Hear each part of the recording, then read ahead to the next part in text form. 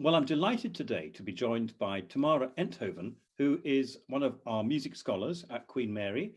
Hello, Tamara. Hello. Now, Tamara, just tell me, first of all, what are you studying here? I'm currently in my second year of medicine. So you've got another 4 years after this to go? Yes, 3 or 4, yeah. And you're certainly at this precise moment looking at healthcare in the United Kingdom and around the world, probably with even renewed eyes. Is that right? Yes, it's very rapidly changing. And how is that affecting your studies, if I might ask, at the moment?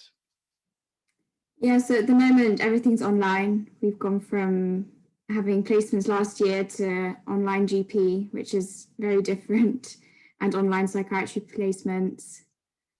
You are one of our music scholars, and I know that music is particularly important to you, and you're a pianist.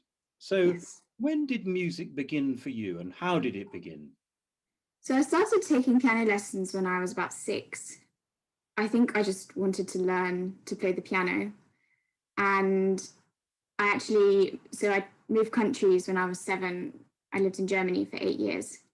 And it was then that I got immersed into a Russian music school with a Russian teacher. And that's when it kind of became my life. That's quite an extraordinary thing in itself, but are your parents musical at all? I mean, my mum played the piano, I think, but not particularly. I don't know.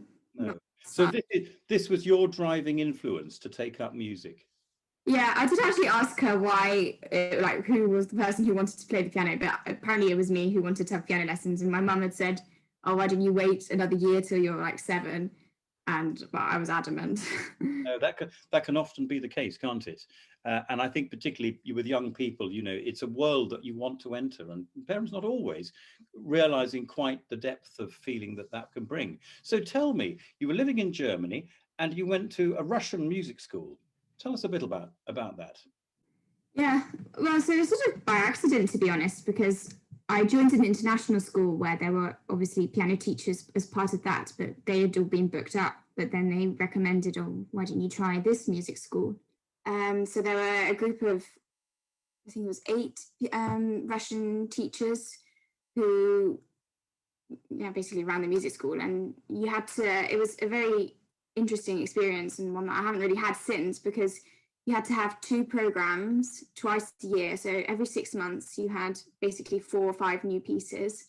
Yes. And you were, so after the 6 months, you got an exam, and the professors from the conservatoire in Hanover used to come and basically mark you, and you got a score and you got a rank. So really quite a formal and rigorous approach to teaching. It was. And I had, so in the beginning, I think it was 45 minutes twice a week lessons. So every Tuesday and every Friday. And did you enjoy that approach? Yeah, it was really good. You learned so much, and like so much repertoire. Like, even thinking back to the number of pieces that I've played, yeah, it's kind of weird to think about it now, to be honest.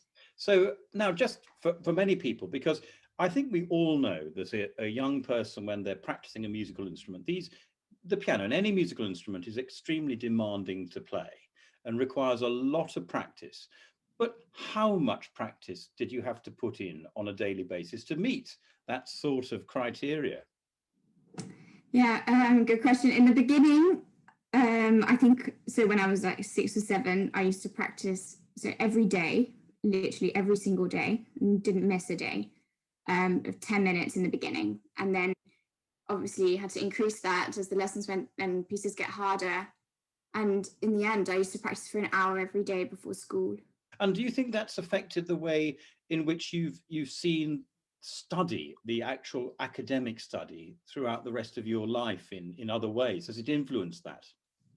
Yeah, I think so, because you learn that consistency is key. And I also noticed that if I say I did have a day off and to have to then catch that day up, then it really does add up. From school, what happened then? What then happened to you to make you then move perhaps from your general studies and that towards the medical side of things? And then how do you integrate your music with your medicine, and how does that work? I always had a tendency to want to like help people, and I was always really interested in science. And yeah, the person aspect and medicine and science obviously all go well together.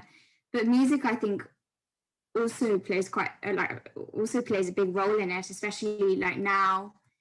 I would say it's definitely a mechanism for me to relieve stress. One of the things that I know is being discussed a lot about music and medicine is the actual physical aspect of being a musician.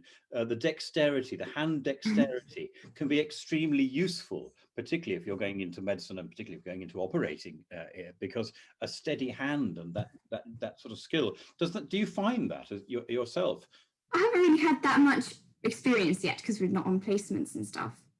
But linking to that, in my gap year, I worked at a hospice, a local hospice, and they had a grand piano in their sort of living room for, yeah, basically patient staff and relatives.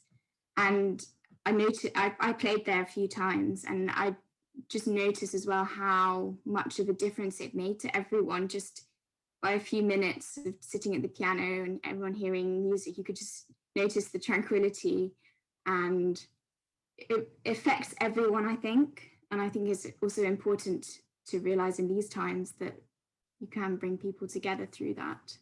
Obviously, this is a particularly challenging year, and you've cited, of course, everything is online. So how important is music to you this year by comparison to other years? Yeah, especially during the lockdown period back in March, I really noticed it. And it was just so therapeutic to be able to sit down at the piano and just sort of take a break from all the news and all the work.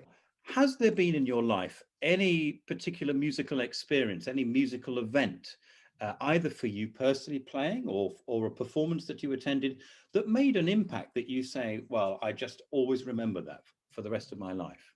On my leavers day, on my last day of school, I was asked to play a piece in the cathedral in front of sort of all the leavers and all their parents. And it was a magical experience.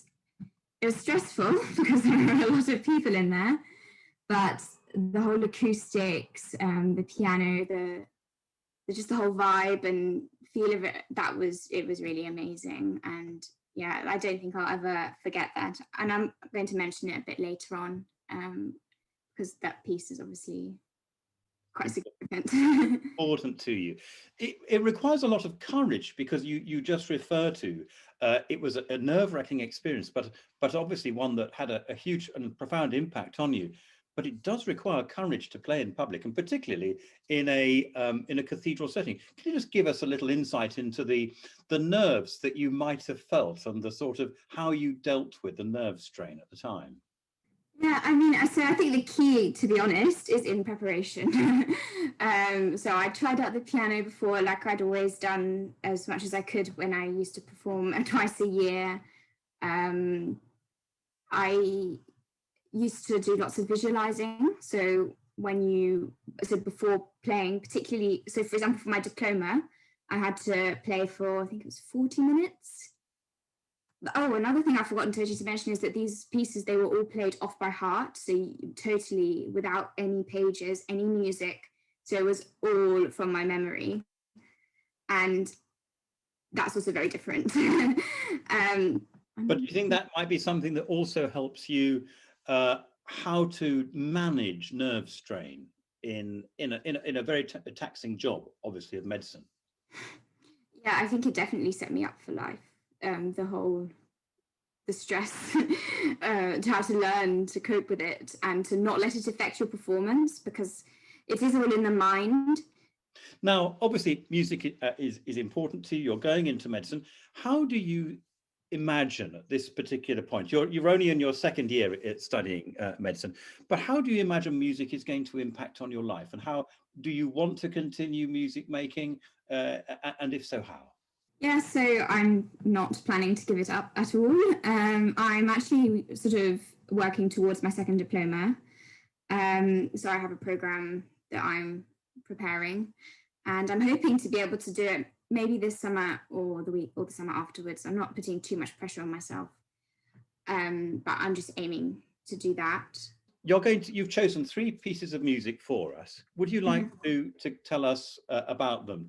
Starting with your first piece, which I think is a piece of Johann Sebastian Bach. Yeah, it's a piece of Bach. It's a partita, number 6 in E minor.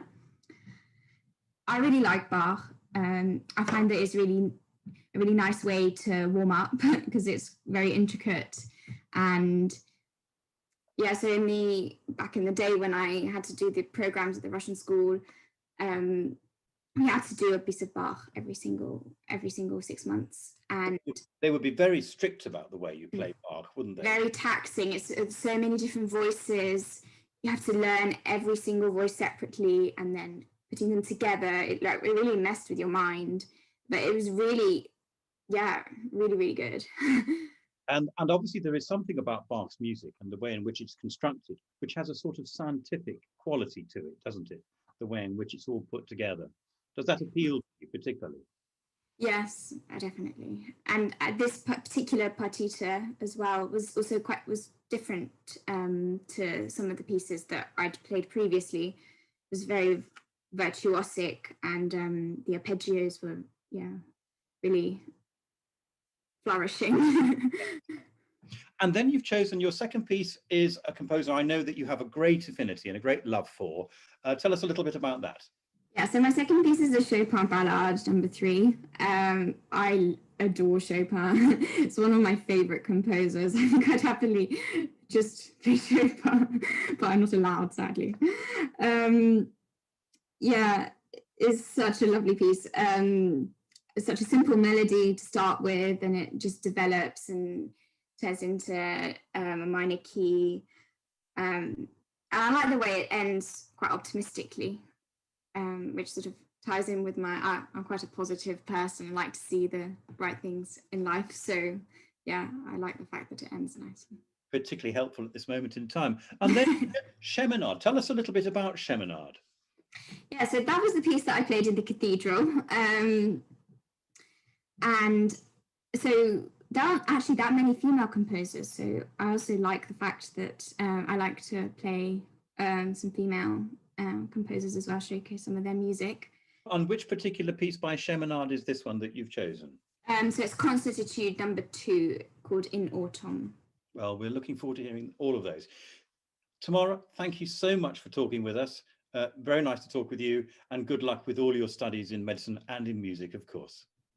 Thank you very much. It was lovely speaking to you too.